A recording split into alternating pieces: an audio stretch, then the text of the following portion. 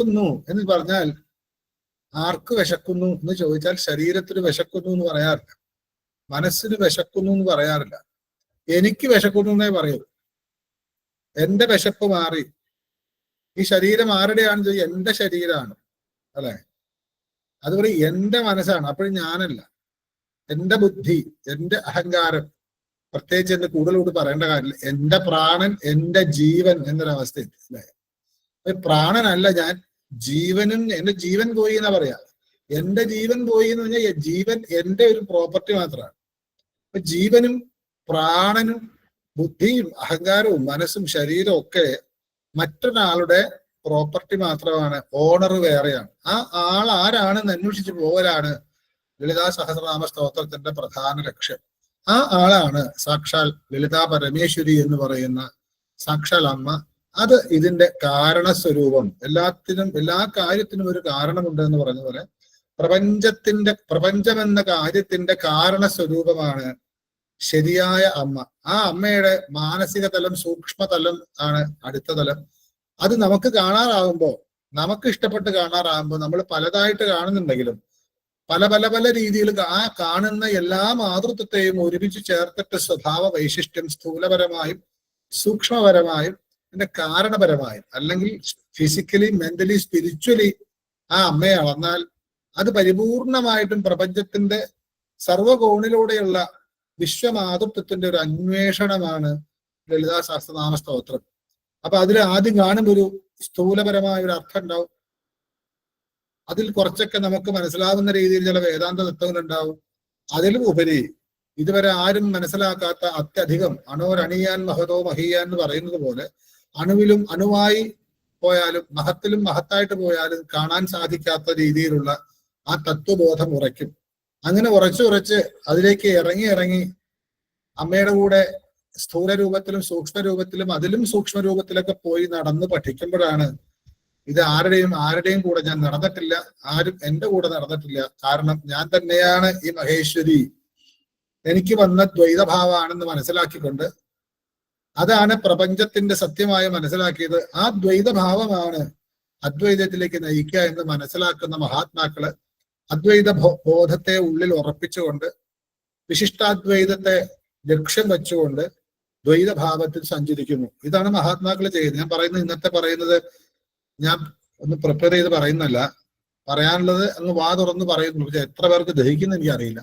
ഇപ്പൊ ലളിതാ സഹസ്രനാമ സ്തോത്രത്തിൽ പറയുന്നു, ഈ പ്രപഞ്ചത്തെ മുഴുവനും അമ്മയായിട്ടുള്ള, മഹാരാജ്ഞിയായിട്ടുള്ള, എല്ലാത്തിനെയും ഭരിക്കുന്ന അമ്മയായിട്ടുള്ള, എന്നാൽ എല്ലാത്തിനെയും സംഹരിക്കുന്ന, ശിക്ഷ വിധിക്കുന്ന സിംഹാസനേശ്വരിയായിട്ടുള്ള അമ്മ ദേവന്മാരുടെ ഒരു കഥയൊക്കെ ഞാൻ പറഞ്ഞിരുന്നു. ദേവന്മാരുടെ ഒരു കാര്യം സാധിക്കുവാനായിട്ട് ഇറങ്ങി പുറപ്പെട്ട് അവർ ചെയ്ത കർമ്മത്തിന്റെ ലക്ഷ്യമായിട്ടുള്ള അല്ലെങ്കിൽ അതിനുള്ള സ്ഥാനമായിട്ടുള്ള ചിദഗ്നികുണ്ഡം എന്ന് പറയുന്ന ആ യാഗകുണ്ഡത്തിൽ നിന്നും വേണ്ടവണ്ണം ഉദ്ഭൂതയായി എന്ന് നമ്മൾ മനസ്സിലാക്കി. ഇത് പറയാൻ കാരണം ഈ മന്ത്രത്തിന് പോരുന്ന അനവധി മന്ത്രങ്ങള് അമ്മയുടെ സ്ഥൂല രൂപമാണ്. പ്രപഞ്ച വീക്ഷണത്തോടു കൂടിയിട്ടുള്ള അമ്മയുടെ സ്ഥൂല രൂപ വർണ്ണനയാണ്. പിന്നീട് അമ്മയുടെ ആ സ്ഥൂല രൂപം കൊണ്ട് അമ്മ ചെയ്ത അമ്മയുടെ കർമ്മഗതി അല്ലെങ്കിൽ അമ്മയുടെ കർമ്മഭാവം, പ്രവൃത്തി എന്നൊക്കെ പറയില്ലേ, ഇങ്ങനെ ഓരോരോ ഘട്ടങ്ങളും അമ്മയായിട്ട് ബന്ധപ്പെട്ടുകൊണ്ട് ഒരു ചെറിയ അവ്യവമോ കൂട്ടിച്ചേർക്കലുകളോ ആവർത്തനമോ ഒന്നും കൂടാതെ കൃത്യമായിട്ട് മനസ്സിലാക്കേണ്ടവരെ ഉള്ളിന്റെ അർത്ഥം മനസ്സിലാക്കട്ടെ എന്ന രീതിയിൽ രഹസ്യമായി പലതിനെയും സൂക്ഷിച്ചുകൊണ്ടുള്ള വശിന്യാദി വാഗ്ദേവതമാരുടെ അനുഗ്രഹമാണ് ഈ പ്രപഞ്ചത്തിന്റെ ഉദ്ഭവത്തിന്റെ കാരണം കണ്ടുപിടിക്കാനുള്ള തിയറി ഇതാ പിടിച്ചോ എന്ന് പറഞ്ഞ് തന്ന സാധനം. അതിന്റെ ശരിയായ പാസ്വേഡാണ് സാക്ഷാൽ ശ്രീവിദ്യാ മന്ത്രം എന്നൊക്കെ പറയുന്നത്. അതുകൊണ്ട് ആ പാസ്വേഡ് കയ്യിലുള്ളവനെ ഇത് ജപിച്ചിട്ടും അവസാനം വരെ എത്തും. എന്നിട്ട് ആ ഡോർ തുറക്കണമെങ്കിൽ ഇതുകൊണ്ട് പറ്റില്ല, ഇത് തിയറി മാത്രമാണ്. പ്രാക്ടിക്കലായിട്ട് തുറക്കണമെങ്കിൽ ആ കീ കയ്യിൽ വേണം. ആ കീയുടെ പേരാണ് ശ്രീവിദ്യ അല്ലെങ്കിൽ ഷോഡശി, മഹാഷോഡശി എന്നൊക്കെ പറയുന്നത്. അത് അസ്മാൽ പരതരം നാസ്തി, അതിലും ഒരിതൊന്നുമില്ല. ആ വലിയ പാസ്വേഡ് കണ്ടെത്താനുള്ള വഴികളാണ് ഈ 1000 നാമങ്ങൾ എന്ന് വിചാരിക്കുമ്പോൾ ഇത് വേണ്ടവണ്ണം ഭക്തിയോടെ, പ്രേമത്തോടെ, അറിയാനുള്ള ആഗ്രഹത്തോടെ ഉള്ളിന്റെ ഉള്ളിലേക്ക് ഇറങ്ങണം. പുറത്തുനിന്ന് കണ്ടാൽ പോരാന്ന് ആഗ്രഹിച്ച് അതിന്റെ ഉള്ളിലേക്ക് ഇറങ്ങുമ്പോഴാണ് നമ്മൾ ഉദ്ദേശിക്കുന്ന ആ ഏറ്റവും അവസാനത്തെ 1000 എന്ന് പറയുന്ന ആ വാതിൽ തുറക്കാൻ പറ്റും. അവിടെയാണ് ലളിതാംബികയെ കാണാൻ സാധിക്കും. അങ്ങനെ വശിന്യാദി വാഗ്ദേവതമാർ ഋഷികളായിരുന്നുകൊണ്ട് തന്നതില് ചിതജ്ഞകുണ്ഡ സംഭൂതയായി ദേവകാര്യ സമുദ്രതയായി ഉയർന്നു വന്ന അമ്മ ഇനി സ്ഥൂലരൂപം പറഞ്ഞേ പറ്റൂ. ഒരു ഹോമകുണ്ഡം വിചാരിക്കുമ്പോൾ ഗണപതി ഹോമം ചെയ്യാണ്. ഗണപതി ഹോമം ഇങ്ങനെ ചെയ്തുകൊണ്ടിരുന്നപ്പോ ഗണപതി ഹോമകുണ്ഡത്തിൽ നിന്ന് ഉയർന്നു വന്നു എന്ന് വിശ്വസിക്കാം. ഉയർന്നു വരികയൊക്കെ ചെയ്യും. ഇപ്പോഴത്തെ കാലഘട്ടത്തിൽ നമുക്ക് അങ്ങനെയൊന്നും പറഞ്ഞാൽ ശരിയാവില്ല. പിന്നെ ആ ഇഷ്ടികയുടെ ഉള്ളിൽ നിന്ന് തെണ്ടും പുറകെ കെട്ട തീന്റെ ഉള്ളിൽ നിന്ന് കൊള്ളാതെ ഗണപതി എഴുന്നേറ്റ് വരില്ല എന്നൊരു ചോദിക്കുന്നവരാണ് പ്രത്യേകിച്ച് നമ്മുടേതായ എന്താ പറയണ്ടേ ബ്രാഹ്മണ തലങ്ങൾ പോലും. അപ്പൊ അങ്ങനെ ഒരാളായി നിങ്ങൾ ഉയർന്നു വന്നു എന്ന് നമ്മളൊരു വിഷ്വലൈസ് ചെയ്താൽ എങ്ങനെയായിരിക്കും ലളിതാ പരമേശ്വരി ആ മഹായാഗകുണ്ഡത്തിൽ നിന്നും ദേവന്മാരെ രക്ഷിക്കുവാനായിട്ട് ഇങ്ങനെ ഉയർന്നു വരുമ്പോ നമ്മളാണത് കാണണമെങ്കിൽ എങ്ങനെയായിരിക്കും കാണുക? ആ ഉയർന്നു വരുമ്പോ ആ ചിതഗ്നികുണ്ഡം എന്ന് പറയുമ്പോൾ തന്നെ അഗ്നികുണ്ടാണ്. അഗ്നി പോലെ ജ്വലിക്കുന്ന കത്തിജ്വലിക്കുന്ന യാഗകുണ്ടാണ്. അതിൽ നിന്നും ഒരു ജ്വാല പ്രത്യേകം കാണണമെങ്കിൽ അതിൽ നിന്നും വ്യത്യസ്തമായിട്ടുള്ള ഒരു അഗ്നിജ്വാല ആയിരിക്കണം. ഒരു പ്രകാശം അങ്ങനെ കണ്ടു എന്നാണ് ലളിതോപാഖ്യാനത്തിൽ പറഞ്ഞിട്ടുണ്ട്. ഉദിച്ചു വരുന്നത് ഇതിൽ പറയുന്ന പോലെയൊന്നുമല്ല. ഒരു ചക്രം ഉയർന്നു വന്നു എന്നാണ്. ആ ചക്രമാണ് ശ്രീചക്രം. അതിന്റെ നടുക്കൊരു തേജോപുഞ്ചം കണ്ടു. അത് വളർന്നു വലുതായി ലളിതാ പരമേശ്വര രൂപത്തിലായി എന്നൊക്കെയാണ് ലളിതോപാഖ്യാനം. ലളിതോപാഖ്യാനൊക്കെ എടുത്ത് വായിച്ചാൽ നല്ലതാണ്. ഇവിടെ പറയുന്നു ഉദ്യദ്ഭാനുസഹസ്രാഭ ചതുർബാഹു സമന്വിത രാഗസ്വരൂപ പാശാഢ്യ ക്രോധാകാരാങ്കുശോജ്വല. അടുത്ത രണ്ടാമത്തെ ശ്ലോകത്തില് ആ അമ്മയുടെ ആ ചിതഗ്നികുണ്ഡ സംഭൂതയായി ഉദിച്ച് ദേവന്മാർക്ക് വേണ്ടിയിട്ട് ഉദിച്ചു വരുന്ന ഉദ്ഭൂതയായിട്ടുള്ള ആ ലളിതാ ശ്രീമാതാവിനെ കുറിച്ച് പറയാണ്.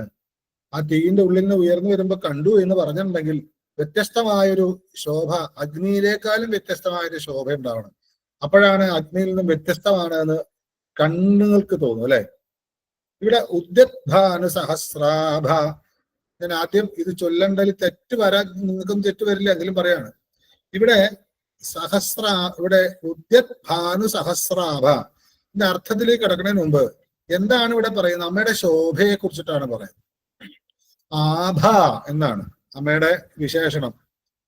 പേരൊന്നും പറയുന്നില്ല. ശോഭയുള്ളവളാണ്, ശോഭയോട് കൂടിയവളാണ്. ആഭ, ശോഭ. പിന്നെന്താ? എന്ത് ആഭയാണ്? സഹസ്രാഭ. സഹസ്രം എന്ന് വെച്ചാൽ 1000 എന്നാണ് അർത്ഥമെങ്കിലും അങ്ങനെ കണക്കാക്കാൻ ഒരു വിരോധമില്ല. കൃത്യം 1, 2, 3 എന്ന് എണ്ണിട്ട് 1000 അങ്ങനെയല്ല. സഹസ്രം അനന്തം എന്നേ അർത്ഥമുള്ളൂ. അതാണ് അനന്തൻ എന്ന് പറഞ്ഞാൽ 1000 നാവുള്ള പാമ്പ് എന്നുള്ള. ഈ പ്രപഞ്ചത്തിൽ ഇൻഫിനിറ്റി അനന്തതയെ സൂചിപ്പിക്കുന്നതാണ് അനന്തം. ആ അനന്തന്റെ പുറത്താണ് വ്യാപനോതി വിഷ്ണു എന്ന് പറയുന്ന മഹാവിഷ്ണുവിന്റെ സ്ഥിതി. അതൊക്കെ ആ തരത്തിൽ ആലോചിച്ചാൽ വിഷ്ണു സഹസ്രനാമൊക്കെ വേറെ തലത്തിലെത്തും. അതുകൊണ്ട് ഇവിടെ സഹസ്രം നമുക്ക് 1000 എന്നൊരു ഏതെങ്കിലും സംഖ്യ എടുക്കണമല്ലോ, അല്ലെ ആയുധം അങ്ങോട്ട് പോകേണ്ടി വരും. ഇവിടെ സഹസ്രം.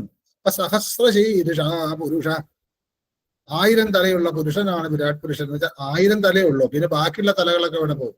അനേകം ഇവിടെ എത്ര തലകളുണ്ടോ പ്രപഞ്ചത്തിൽ അത്രയും തല അത് വിരാട് പുരുഷന്റെ ആണ് കണക്കാക്കുന്നത്. അതുകൊണ്ട് ഇവിടെ സഹസ്രാഭ എല്ലാ പ്രഭകളുടെയും അടിസ്ഥാനമാണ്. ഇവിടെ നമുക്കൊരു എണ്ണം പറയുന്ന രീതിയിൽ പറയട്ടെ. എന്ത് സഹസ്രാണ്? ഭാനുസഹസ്രാഭ. ഭാനുസഹസ്രം. ഭാനു എന്ന് വെച്ചാൽ സൂര്യൻ എന്നർത്ഥം. അപ്പോ 1000 സൂര്യൻ അല്ലെ. ഭാനുസഹസ്രം 1000 സൂര്യൻ.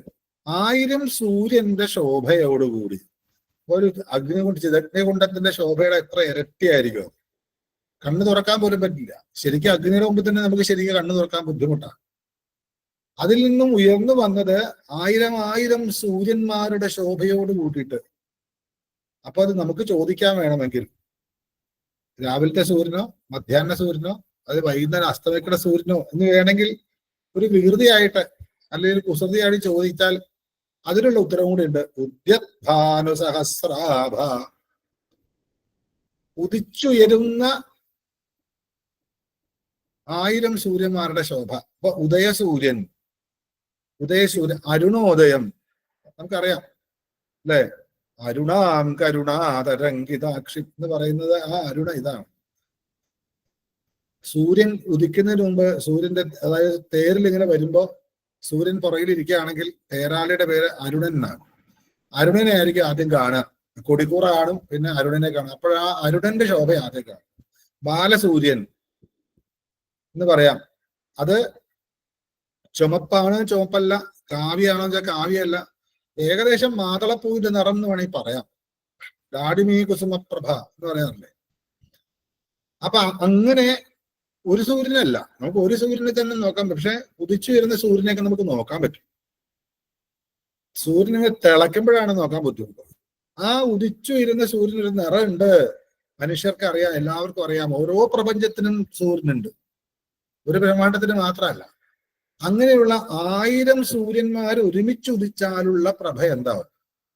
ഇപ്പൊ ചുമ എന്നാണെങ്കിൽ അതിന്റെ ഒരു 1000 ഇരട്ടി അതിന്റെ ആ ശോഭ വന്നാൽ, ആ ശോഭയാണ് ആദ്യം വന്നത്. ഒരു തേജോപുഞ്ചം ദേവന്മാരെല്ലാവരും കണ്ടു. അതിശക്തമായ ഒരു തേജസ്സാണ്. ഒരു ചക്രം പോലെ കണ്ടു. അതിന്റെ നടുവിൽ ഒരു തേജസ്സിനെ കണ്ടു. ആ തേജസ്സിന്റെ നിറം ഉദ്യത്ഭാനു സഹസ്രാഭ, ഉദിച്ചുയരുന്ന 1000 സൂര്യന്മാരുടെ നിറത്തോടുകൂടി. ഇവിടെ നമ്മൾ മന്ത്രം ആടി ചൊല്ലുമ്പോ ഉദ്യത്ഭാനു സഹസ്രാഭായൈ നമഃ എന്ന് ചൊല്ലാം. ഇവിടെ തെറ്റാൻ സാധ്യത, ഇത് ചിലർ ചോദിക്കാറുണ്ട്, ഉദ്യൽ എന്നാണോ ഉദ്യത എന്നാണോ? ഉദ്യൽ ഭാനു എന്ന് പറയാറില്ല.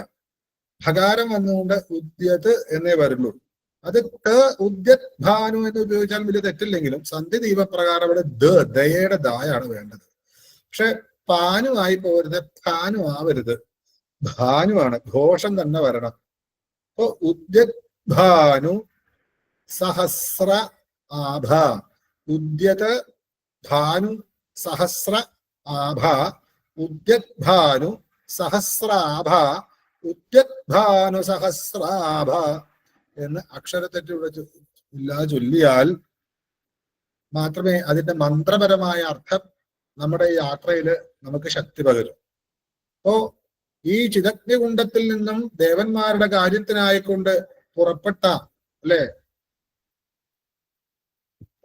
ചിദഗ്നികുണ്ഡ സംഭൂതയായ ആ ശക്തിയെ ഒരു പ്രകാശമാണ് ആദ്യം കണ്ടത്. പ്രകാശമാണല്ലോ, എല്ലാത്തിൻ്റെയും ആധാരം പ്രകാശമാണ്. അപ്പൊ നമ്മൾ ഒരാളെ കണ്ടു എന്ന് പറഞ്ഞാൽ നമ്മുടെ കണ്ണിന്റെ ഗുണമാണത്. ആ വ്യക്തിയുടെ രൂപത്തിനേക്കാളും കൂടുതലും ആ വ്യക്തിയെ കാണുവാനുള്ള കാഴ്ചശക്തിയുടെ ഗുണമാണ് വ്യക്തത ഉണ്ടാക്കുക. കണ്ണിന്റെ സ്വഭാവം അല്ലെങ്കിൽ രൂപമാണ് കണ്ണുമായിട്ട് ബന്ധപ്പെട്ടത്. അപ്പൊ കാണുന്നെങ്കിൽ അവിടെ പ്രകാശം തന്നെ വരണം. അപ്പൊ എന്തൊക്കെ നിറം എന്ന് ചോദിച്ചു കഴിഞ്ഞാൽ, നിറത്തെ കുറിച്ച് പറയാൻ പോയാൽ മറ്റേ പുതിയ ആധുനിക ശാസ്ത്രപ്രകാരം വിബ്ജിയോർ എന്ന് പറയുന്ന മൂലാധാരം തൊട്ട് സഹസ്രാരം വരെയുള്ള നിറങ്ങളും അതിന്റെ അക്ഷരം അതൊക്കെ പിന്നെ എപ്പോഴെങ്കിലും വരുന്നുണ്ട്, അതപ്പൊ പറയാം. ഇവിടെ എന്തായാലും ഉദിച്ചുയരുന്ന കോടാനുകോടി എന്ന് പറയുന്നതിന് പകരം 1000 സൂര്യന്മാർ ഒന്നിച്ച് ഉദിച്ചാൽ അത് മനസ്സിലാക്കും.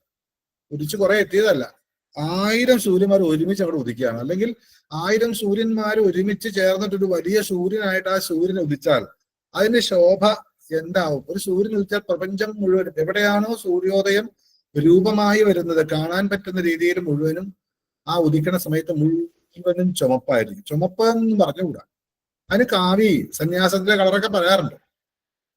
അങ്ങനെ 1000കണക്കിന് സൂര്യന്മാർ ഒരുമിച്ച് ഉദിച്ചുയർന്നാൽ ആ പ്രദേശം ദേവേന്ദ്രാദികൾ കണ്ട ആ തേജസ്സിനെ എങ്ങനെ വർണ്ണിക്കാനാവും? അവിടെ ചിദഗ്നികുണ്ഡ സംഭൂതയായി 1000 സൂര്യന്മാര് ഒരുമിച്ച് ഉദിച്ചുയർന്നത് പോലെ ഒരു ശോഭയോടുകൂടി കണ്ടു. അപ്പൊ അമ്മയുടെ ആ രൂപം കാണുന്നതിന് മുമ്പ് അമ്മയുടെ പ്രഭ, സ്ഥൂലപരമായ പ്രഭ, ഇതിന്റെ സൂക്ഷ്മതരമായ വേറെയാണ്. അവിടെ എന്താണ് ഉദിക്കുന്നത്, എന്താണ് ഭാനു, എന്താണ് സഹസ്രം, അവിടുത്തെ ആഭ എന്താണ്, സൂക്ഷ്മതലത്തിൽ ചിന്തിച്ചാൽ ഇതിനൊക്കെ അങ്ങോട്ട് പോവും. ഒരു പുരാണം അതിൽ കാണില്ല, ശുദ്ധമായ തന്ത്രത്തിലേക്ക് പോവും. വീണ്ടും അതിനെ ഉള്ളിന്റെ ഉള്ളിലേക്ക് പോയാൽ ഉദ്യത്ഭാന സഹസ്രാഭ വേദാന്തത്തിലേക്ക് പോയിട്ട് വേറൊരു അവസ്ഥയിലെത്തും. നമുക്ക് എന്തായാലും ഇത് പഠിക്കാം. അത്യാവശ്യം പുറത്തോടെ ഉള്ളത് ആദ്യം മൊത്തം നോക്കിയിട്ട് ഈ സമുദ്രത്തിൽ എങ്ങനെ സന്തോഷകരമായിട്ട് ലീലയാടാം, ഉല്ലസിക്കാമെന്ന് ആദ്യം പഠിച്ചതിന് ശേഷം ഇറങ്ങേണ്ടവരെ ഇറങ്ങി നോക്കാം. അങ്ങനെ ഉദിച്ചുയരുന്ന 1000 സൂര്യന്മാരുടെ അരുണോദയ പ്രഭ പോലെ ഒരു പ്രകാശം, ആ പ്രകാശത്തിന് ആദ്യം നമസ്കരിക്കുകയാണ്. അവിടെ അമ്മയെ കണ്ടിട്ടൊന്നുമില്ല, അപ്പൊ ആദ്യം പ്രകാശത്തിനെ നമസ്കരിക്കാൻ പറ്റൂ. കാരണം ആഭയ്ക്കാണ് നമസ്കാരം. ഉദ്യദ്ഭാന സഹസ്രാഭായൈ നമ. ഉദിച്ചുയരുന്ന 1000 സൂര്യന്മാരുടെ ശോഭയ്ക്ക് നമസ്കാരം. ആ ശോഭ എന്ന് പറയുന്നത് ഈ സീക്വൽ ടു ലളിതാ പരമേശ്വരി എന്ന് നമ്മൾ അതിനെ ജോയിൻ ചെയ്ത് പറയേണ്ട വരുന്നുള്ളൂ. ഇവിടെ ലളിതാ പരമേശ്വരിയെ കുറിച്ച് പറഞ്ഞിട്ടേ ഇല്ല. അമ്മ എന്ന് പറഞ്ഞു, ഒരമ്മയുണ്ട്. ആ അമ്മ ശ്രീ മഹാരാജ്ഞിയാണ്. ആ അമ്മ സിംഹാസനേശ്വരിയാണ്. ഒരിക്കൽ ദേവന്മാരുടെ കാര്യങ്ങൾ സാധിക്കുവാനായിട്ട് അവർ ചെയ്ത ചിദഗ്നികുണ്ഡത്തിൽ ചെയ്ത മഹായാഗത്തിൽ നിന്നും ഉത്ഭൂതയായവളാണ്. അങ്ങനെയുള്ള അവൾക്ക് ഉദിച്ചുയരുന്ന 1000 സൂര്യന്മാരുടെ ശോഭയായിരുന്നു. ആ ശോഭയ്ക്ക് നമസ്കാരം, അല്ലെങ്കിൽ ആ ശോഭയുള്ളവൾക്ക് നമസ്കാരം. അങ്ങനെയുള്ള ആ ഉദ്യദ്ഭാന സഹസ്രാഭ. അപ്പൊ പിന്നെ കുറച്ച് പിന്നെന്താ കാണുക, ആ പ്രകാശം ഇങ്ങനെ വരുമ്പോ നമ്മുടെ ശ്രദ്ധ പെട്ടെന്ന് പോവാ. എത്രയൊക്കെയായാലും ഒരു വലിയ കിരീടമൊക്കെ വെച്ചിട്ടൊരു കഥകളി നടൻ അരങ്ങത്ത് വന്നാൽ നമ്മൾ ആദ്യം മുഖത്തേക്കാ നോക്കുക, അല്ലെങ്കിൽ കയ്യിലേക്കാ നോക്കുക, അല്ല പ്രവർത്തികളിലേക്കാ പോകും. ഒന്ന് ശ്രദ്ധിച്ചു നോക്കിക്കോളും. ഞാൻ പറയുമ്പോൾ നിങ്ങൾക്ക് വിശ്വാസമാവില്ല. ഒരു അരങ്ങത്തേക്ക് ഒരാൾ വരുമ്പോ ആദ്യമായിട്ടൊരു നായകനെ കാണുമ്പോ, അല്ലെങ്കിൽ അരങ്ങത്തൊരു വേഷം കാണുമ്പോ നമ്മൾ ആദ്യം ചിന്തിക്കുന്നത് ആ കേശാദിപാദം പാദാദി കേശമൊന്നുമല്ല.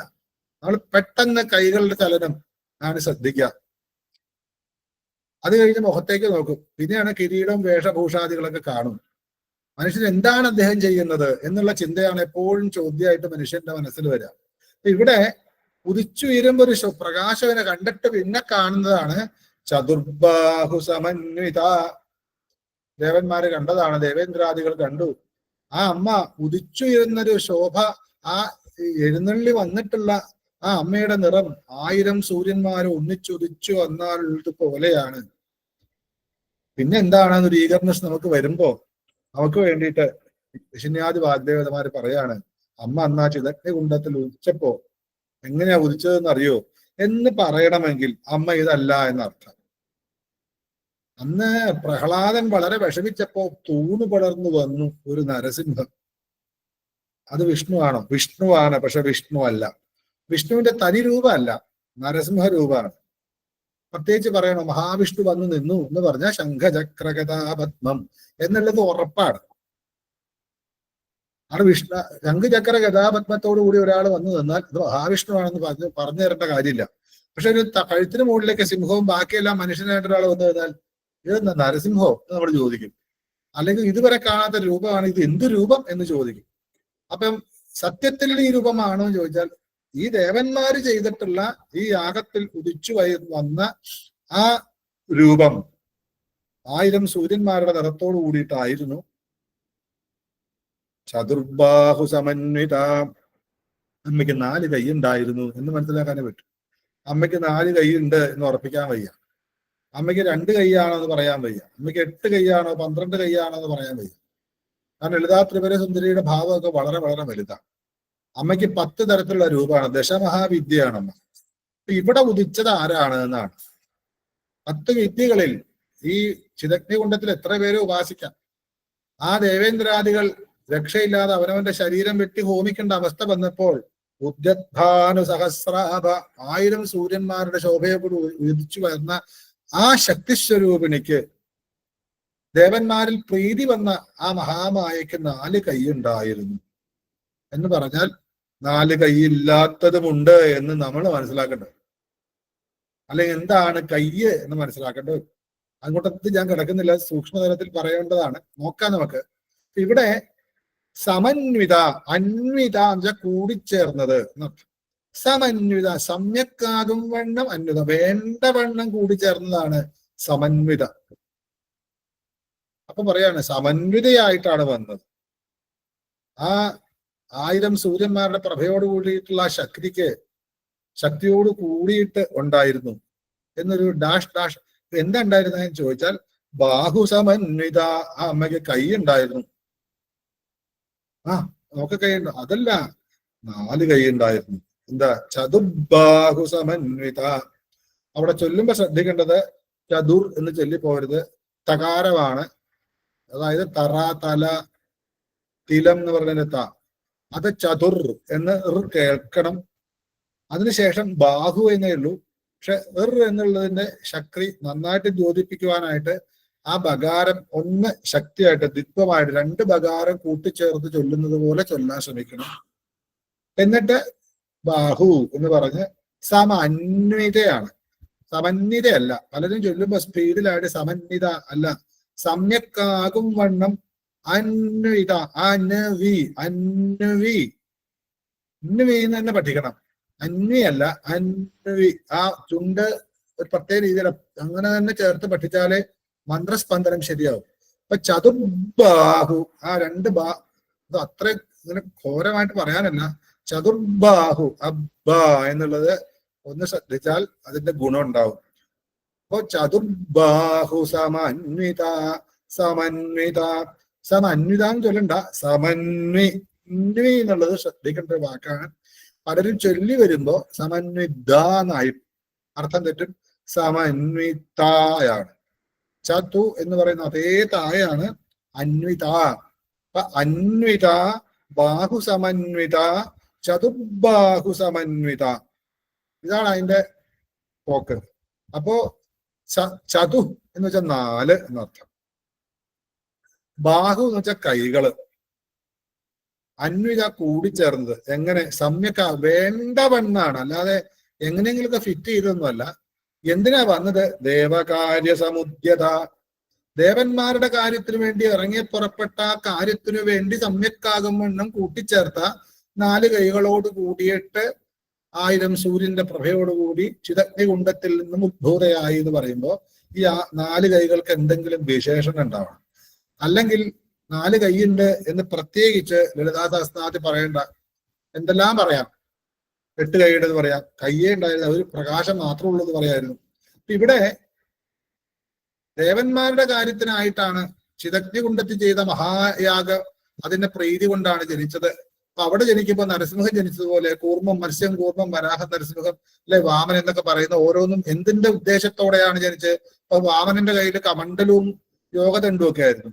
നരസിംഹത്തിന് നീണ്ട നഖങ്ങളായിരുന്നു, അല്ലെ? കൂർമ്മത്തിന് അങ്ങനെയൊന്നുമില്ല. അപ്പോ ഓരോ കാര്യത്തിനു വേണ്ടി അവതരിച്ചതാണ്. ഇത് ലളിതാ പരമേശ്വരി അവതരിച്ചതാണ്. കാരണം ഉദ്യദ്ഭാനു സഹസ്രാഭ എന്ന് പറയുന്നതിന് മുമ്പ് അമ്മ ജനിച്ചു, ചിതഗ്നികുണ്ഡ സംഭൂതയായി, ചിതഗ്നികുണ്ഡത്തിൽ നിന്നും സംഭൂതയായി അവതരിച്ചു എന്നുള്ളതല്ല. അമ്മ ഒന്ന് വേണ്ടവണ്ണം ഉദിച്ചു. അമ്മ അമ്മ തന്നെയാണ്. അമ്മ ദേവന്മാരുടെ കാര്യം സാധിക്കുന്നതിന് വേണ്ടി 1000 സൂര്യന്മാരുടെ പ്രകാശത്തോടു കൂടി 4 കൈകളോടുകൂടി, അപ്പൊ ഇങ്ങനെ ഉയർന്നു വന്നപ്പോ 4 കൈ നിങ്ങൾ കണ്ടിട്ടുണ്ടാവും. എന്താ 4 കൈയ്യ് എന്ന് ചോദിക്കാൻ വേണ്ടിയിട്ടാവാം. അപ്പൊ ദേവന്മാര് നോക്കിയിട്ടുണ്ടാവും, ഇതാരാ ഉദിച്ചു വരുന്നത്, എന്തൊരു ശോഭയാണ്. ഓ, നമ്മുടെ കയ്യിൽ. അപ്പൊ അവരുടെയൊക്കെ ഉദ്ദേശം എന്തായിരിക്കും? ദേവൻ നമ്മളെ രക്ഷിക്കാൻ വേണ്ടി വരികയാണ്. അപ്പൊ കയ്യിൽ എന്തൊക്കെ അസ്ത്രങ്ങളുണ്ട്, രക്ഷിക്കാൻ പറ്റുന്ന രൂപത്തിലാണോ? അപ്പൊ തന്നെ ദേവീ മഹാത്മ്യത്തിൽ അറിയാം, മഹാദേവന്റെ തൃക്കണ്ണിൽ നിന്നും, മഹാദേവനിൽ നിന്നും, വിഷ്ണുവിൽ നിന്നും, ബ്രഹ്മാവിൽ നിന്നും ഓരോ പ്രകാശം പുറപ്പെട്ട് അത് 3ഉം ഒന്നിച്ചു ചേർന്ന് മറ്റെല്ലാ ദേവന്മാരുടെയും ശക്തി ഒരുമിച്ച് നിന്ന് വലുതായി ജ്വലന്തമിവ പർവ്വതം, പർവ്വതം പോലെ ജ്വലിച്ചു മഹാമായ സാക്ഷാൽ ദുർഗ എന്ന് പറയുന്ന അത് ഒരു ഉദ്ഭൂതയാണ്. പലതും കൂട്ടി എന്നിട്ട് എന്തെല്ലാം കൊടുത്തു യുദ്ധത്തിന് ജയിക്കാൻ വേണ്ടിയിട്ട്. ഓരോരുത്തരും അവരവരുടെ കയ്യിലുള്ള ടൂൾസ് ഒക്കെ ജയിക്കാൻ വേണ്ടി കൊടുത്തു. കൃഷ്ണനും കൊടുത്തിട്ടുണ്ട്. ചക്രം ദത്തവാൻ കൃഷ്ണ, ശ്രീകൃഷ്ണനാണ് ചക്രം സുദർശനം കൊടുത്തത്. ഇങ്ങനെ പറയുമ്പോൾ ഒരു ഉദ്ഭൂതയാണ് അവിടെ. അവിടെ മഹിഷാസുരനെ അല്ലെങ്കിൽ അതേപോലെ അസുരന്മാരെ കൊല്ലാനായിട്ടാണ് ജനിച്ചത്. ഇവിടെ ദേവന്മാർക്ക് എന്തായിരുന്നു? അന്നും ദേവേന്ദ്രാദികൾക്ക് ഒക്കെ തന്നെയാണ് പ്രശ്നം. പക്ഷെ ഇവിടെ ദേവേന്ദ്രൻ ഉണ്ടായത് ഈ ഭണ്ഡാസുരനിൽ നിന്നുള്ള അതിശക്തമായിട്ടുള്ള ദുരിതം മാറ്റാനും വീണ്ടും സ്വർഗത്തിന്റെ അധിപതിയായി സ്വർഗം ഭരിക്കുവാനുള്ള ആ ആഗ്രഹ നിമിത്തം ചെയ്ത ആ മഹായാഗം, അതിന്റെ ക്രമത്തിന് വേണ്ടി ഒരുക്കിയ ചിതഗ്നികുണ്ഡം, അതിൽ നിന്നും 1000 സൂര്യന്മാരുടെ ശോഭയോടുകൂടി ജനിച്ച അമ്മയ്ക്ക് അവരുടെ പാകത്തിന് വേണ്ടിയിട്ടാണ് ജനിക്കാൻ എന്നുള്ളത് കൊണ്ട് ആ അമ്മയുടെ കയ്യിലുള്ള 4 കൈകൾ ഉണ്ട് എന്ന് പറയണു. അപ്പൊ ആ 4 കൈകളിലും എന്തെങ്കിലും വിശേഷപ്പെട്ട കാര്യങ്ങൾ ഉണ്ടാവാം. അപ്പൊ ചൊല്ലുമ്പോ ഉദ്യദ്ഭാനു സഹസ്രാഭ ചതുർബാഹു സമന്വിത എന്ന് തന്നെ ചൊല്ലി പഠിക്കണം. അപ്പൊ പറയാണ് എന്താ കയ്യില് നമ്മളങ്ങ് നോക്കിയാൽ രാഗസ്വരൂപ പാഷാഢ്യ ക്രോധാകാര അങ്കുശോജ്വല. അപ്പോഴാണ് ഈ കൈകളിൽ എന്തൊക്കെയാണ് എന്ന് പറയാണ് അടുത്ത മന്ത്രത്തില്. എന്താണ്? 4 കൈയുണ്ട്. 4 കൈ എന്ന് പറയുമ്പോ നമ്മുടേതായ മനുഷ്യന്റെ രൂപത്തിൽ 4 കൈ ഉള്ള ഒരാളാണ് ഞാനെങ്കിൽ എങ്ങനെ ഇരിക്കും എന്ന് ആലോചിച്ചാൽ, എനിക്ക് 2 കൈയുണ്ട്, എന്റെ പുറകിലും 2 കൈയുണ്ട്, അല്ലെങ്കിൽ എന്റെ കീഴേ കൂടെ 2 കൈ വരുന്നുണ്ട് എന്നൊക്കെ ചിന്തിക്കാനേ പറ്റൂ. പക്ഷെ ഇതൊക്കെയാണോ ഹസ്തം എന്ന് പറയുന്നത്? അതാണോ ബാഹു എന്ന് പറയുന്നത് ഈ അർത്ഥത്തിലാണോ എന്നൊക്കെ ഉപാസനയിലൂടെ മനസ്സിലാക്കി എടുക്കേണ്ടതാണ്. അപ്പൊ ഈ ചതുർബാഹുവായിട്ട് 4 കൈകളായിട്ട് എന്തിനാ വന്നത്? ഈ 4 കൈകളിലും എന്താ പിടിച്ചിരിക്കുകയെന്ന് ചോദിച്ചാൽ, ഒരു കൈയില് ആഢ്യാണ്, ഒരു കൈയിൽ ആഢ്യത്വം, അതായത് പ്രകാശം അല്ലെങ്കിൽ ശോഭനം എന്നൊക്കെ പറയാം. ആഢ്യ എന്ന് വെച്ചാൽ ശോഭിക്കുന്നവൾ എന്നർത്ഥം. ആഢ്യ രാഗ സ്വരൂപ പാശ ആഢ്യ. അപ്പൊ ആഢ്യയാണ്. എന്തുകൊണ്ടാണ്? പാശാഢ്യ, പാശം കൊണ്ട് ആഢ്യയാണ്. പാശം എന്ന് വെച്ചാൽ കയറ്. ആധ്യാത്മികമായിട്ട് ചിന്തിക്കുമ്പോൾ എന്ത് കയറാണെന്നുള്ളത് പിന്നീട് ചിന്തിക്കേണ്ടി വരും. അപ്പൊ പാശം കൊണ്ട് ആഢ്യയായവളാണ്. എന്താണ്? എന്ത് പാശാണ്? ചകിരിയാണോ? നൂല് കൊണ്ടുള്ള പാശമാണോ? അതെയോ എന്ത് കയറാണ് എന്ന് നമ്മൾ ചോദിക്കാമല്ലോ. അപ്പൊ സ്വരൂപ പാശാഢ്യ, സ്വരൂപത്തോടു കൂടിയ കയറുകൊണ്ട് മനോഹരിയാണ്. സ്വരൂപത്തോടു കൂടി. എന്ത് സ്വരൂപം? ഇന്ന സ്വരൂപം എന്ന് മനസ്സിലാക്കേണ്ട ഒരു കയറാണ് കേട്ടോ അത്. കാരണം പാശമാണ് കയ്യിൽ, കയറുണ്ട്, അതുകൊണ്ട് നല്ല രസമാണ് കാണാൻ. ഒരു കയ്യിൽ ഇങ്ങനെ കയറ് പിടിച്ചിട്ടുണ്ട്. എന്ത് കയറ്? എന്തിനുള്ള കയറ് എന്ന് വെച്ചാൽ അതൊരു പ്രത്യേക ഒരു സ്വരൂപമുണ്ട്. ആ കയറിന് സ്വന്തമായൊരു രൂപമുണ്ട്. ദേവിയുടെ രൂപമല്ല പറയുന്നത്, കയ്യിലിരിക്കുന്ന കയറിന്റെ രൂപമാണ്. അതെങ്ങനെയാ? പവിത്രക്കെട്ട് പോലെയാണോ? അത് വേറെ ഏത് വടം പോലെയാണോ?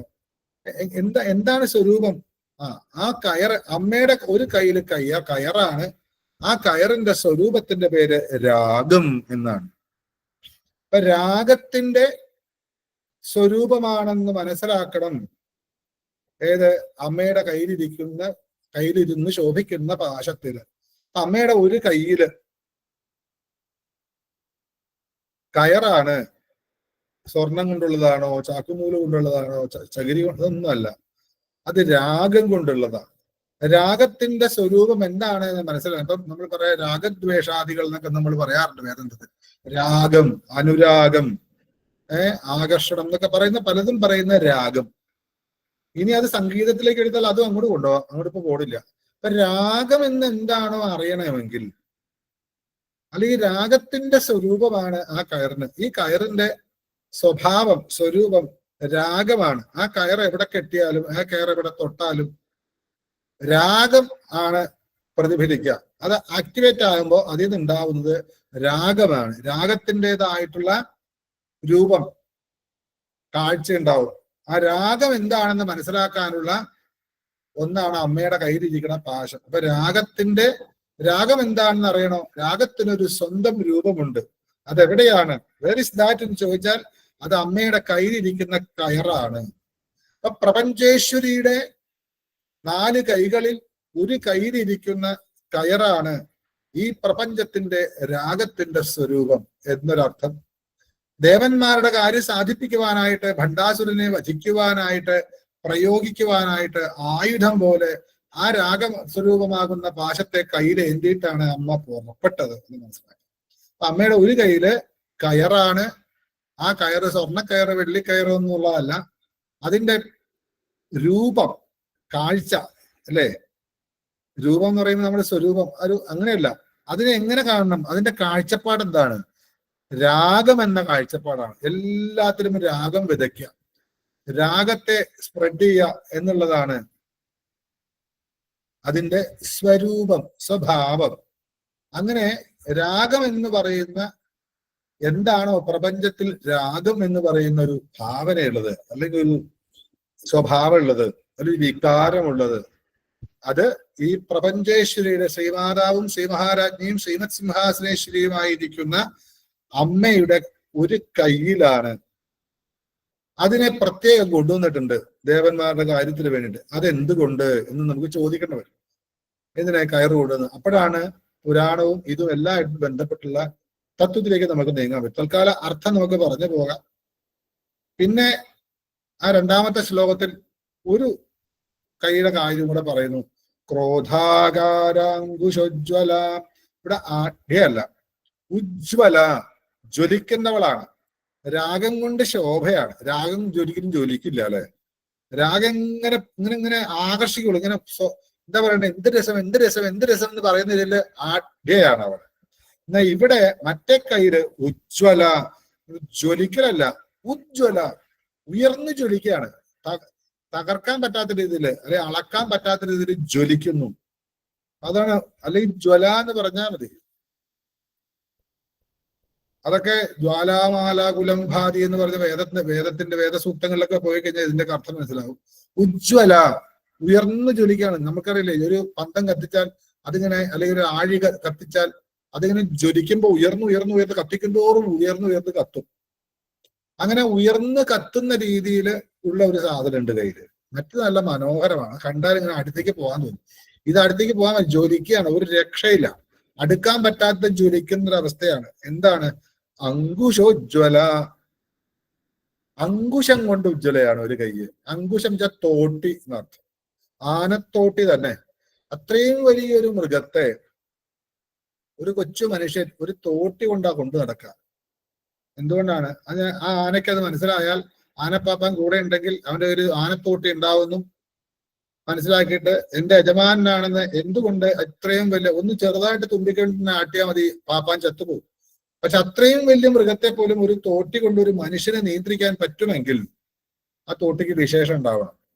ആ തോട്ടി കൊണ്ടുള്ള ഗുണം എന്താ? കുത്താനും പറ്റും, വലിക്കാനും പറ്റും, കീറി മുറിക്കാൻ പറ്റും,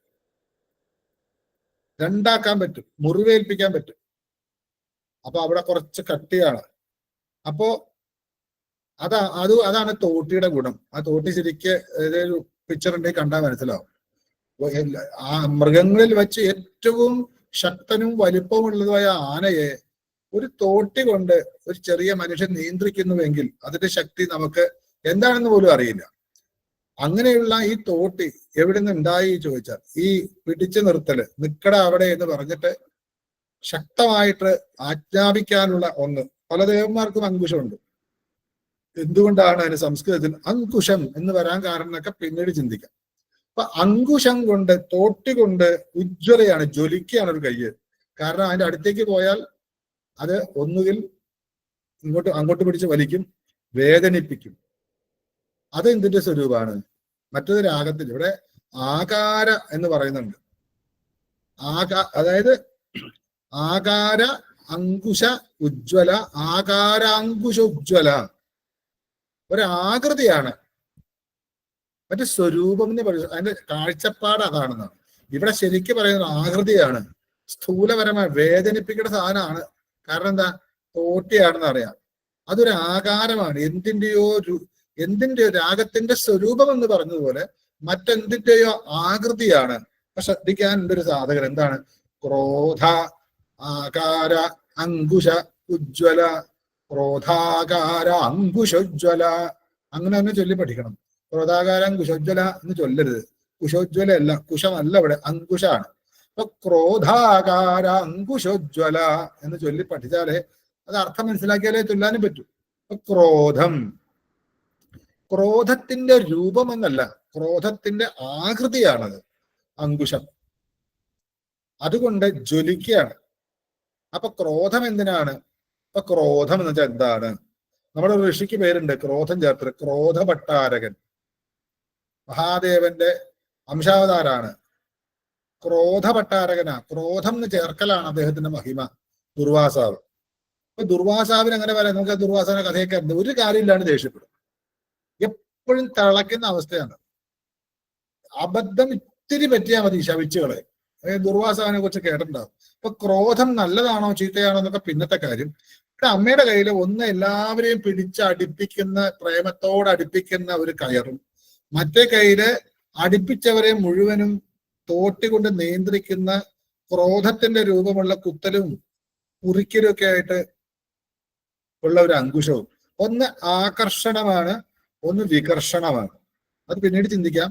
അപ്പൊ ഒരു കയ്യില് രാഗത്തിന്റെ സ്വരൂപത്തോടു കൂടിയ പാശവും മറ്റത് അതിശക്തമായ ക്രോധത്തിന്റെ ആകൃതിയോടുകൂടി ഉജ്ജ്വലിക്കുന്ന അങ്കുശവും. അങ്ങനെ രണ്ട് മുകളിൽ ആദ്യം ഇങ്ങനെ വരുമ്പോ ആദ്യം മുകളിലെ കയ്യെ കാണാം. മുകളിലത്തെ രണ്ട് കൈകളിലാണ് രാഗസ്വരൂപപാശാഢ്യ ക്രോധാകാരാങ്കുശോജ്വല. അങ്ങനെ രാഗത്തിന്റെ സ്വരൂപമാകുന്ന കയറ് കണ്ടു. ക്രോധത്തിന്റെ ആകൃതിയാണോ എന്ന് തോന്നുമാറുള്ള ഉജ്ജ്വലിക്കുന്ന അങ്കുശവും ഇങ്ങനെ ഉയർന്നു വന്ന് കണ്ടു എന്ന് വരെ നമുക്ക് ഇത് കണക്കാക്കാൻ പറ്റും. ഇനി താഴത്തെ രണ്ട് കൈയുണ്ട്. ആ കൈ എന്താണ്, പിന്നെ അതിന്റെ ബാക്കി രൂപങ്ങൾ എന്താണ് എന്നെന്ന് കാണാൻ. കുണ്ടത്തിൽ നിന്ന് ഉയർന്നു വരുന്ന അമ്മയെ ഇങ്ങനെ കണ്ടുകൊണ്ടുള്ള അമ്മയുടെ ധാരണ അല്ലെങ്കിൽ ധ്യാന ഭാവമാണ് കുറെ മന്ത്രങ്ങളില്. അത് നമുക്ക് അടുത്ത ദിവസം ചിന്തിക്കാം. 3:56 എന്തായാലും ഇതുകൊണ്ട് മനസ്സിലാക്കേണ്ടത്, ദേവന്മാരുടെ കാര്യത്തിനായിക്കൊണ്ട് ചിദഗ്നികുണ്ഡത്തിൽ നിന്നും ഉദ്ഭൂതയായ അമ്മ 1000 സൂര്യൻ ഉദിച്ചുയരുന്ന 1000 സൂര്യന്മാരുടെ പ്രഭയോടുകൂടി 4 കൈകളോടുകൂടി ഒരു കൈയിൽ രാഗത്തിന്റെ സ്വരൂപമാകുന്ന കയറുകൊണ്ട് മനോഹരിയായും മറ്റൊരു കൈയിൽ ക്രോധത്തിന്റെ ആകൃതിയോടുകൂടിയ അങ്കുശം കൊണ്ട് ഉജ്ജ്വലമായ രീതിയിൽ ഉയർന്നു വന്നു. പിന്നെയാണ് അടുത്ത മനോരൂപേക്ഷുഗോദണ്ഡ പഞ്ചതന്മാത്ര സായക. അടുത്ത താഴത്തെ രണ്ട് കൈകളെ കുറിച്ച് പറയുന്നു. അത് അടുത്ത ദിവസം ചിന്തിക്കാം. ഇത് ഓരോ മന്ത്രവും എടുത്ത് വളരെ വിശദമായിട്ട് പോകണം എന്ന് ആഗ്രഹിക്കുന്ന അങ്ങനെയാവാം. പക്ഷെ ഇത് സഹസ്രനാമം തീരാൻ ബുദ്ധിമുട്ടാണ്. തൽക്കാലത്തേക്ക് അതിന്റെ പുറമേയുള്ള അർത്ഥം പറഞ്ഞു പോവുകയല്ലേ നല്ലത് എന്നൊരു ചോദ്യവും കൂടെ നിങ്ങളുടെ മുമ്പിൽ വയ്ക്കുന്നു. എല്ലാവർക്കും അമ്മയെ എല്ലാ തരത്തിലും നമ്മുടെ സന്തോഷത്തോട് കാണാനും ഭജിക്കാനും കൂടുതൽ പ്രേമവും ഭക്തി ഉണ്ടാവാൻ ഈ ക്ലാസ് ഉപകരിക്കട്ടെ. ഓം ശ്രീപാദശങ്കരീം ശരണമഹം പ്രപദ്യേ.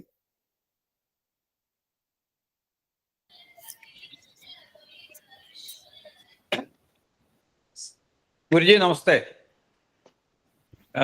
നമ്മളെല്ലാവരും ഇപ്പം ലളിതാ സഹസ്രനാമം ചൊല്ലുന്ന ആൾക്കാരാണ്. അപ്പോൾ അതിൽ തെറ്റുണ്ടോ, ആക്സന്റ് ശരിയാണോ എന്ന് അറിയാൻ ആചാര്യൻ ചൊല്ലിയിട്ടുള്ള ഓഡിയോ അല്ല വീഡിയോ ആയിട്ട് ഷെയർ ചെയ്യാനുണ്ടോ ചോദിക്കുന്നത്? അങ്ങനെയാണെങ്കിൽ നമ്മളിപ്പോൾ ചെല്ലുന്ന രീതി വളരെ നന്ദി. നമസ്തേ. നമസ്തേ. നമസ്തേ. നമസ്തേ. നമസ്കാരം. എല്ലാവർക്കും നമസ്കാരം. അടുത്ത ക്ലാസ് അടുത്ത ഞായറാഴ്ച. നമസ്കാരം. നമസ്കാരം. ശങ്കരാചാര്യമ്മ പോവാലോ. ആ നമസ്കാരം.